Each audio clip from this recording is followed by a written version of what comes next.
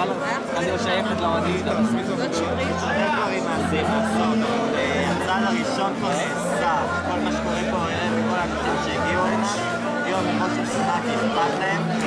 ובאמת, שכיף לראות את זה.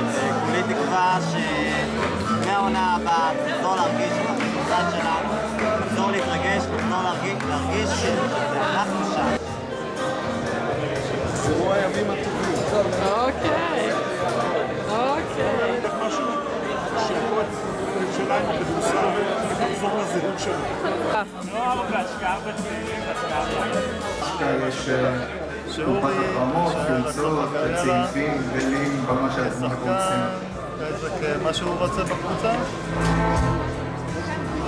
אחר כך בסופו של דבר אפשר לצלח לכפר 45, אנחנו נשארנו ועדת משחקים, שם שורק לכם, וזה מה שאנחנו צריכים לחזור. כל השאר זה סתם ספורט, מנצחים,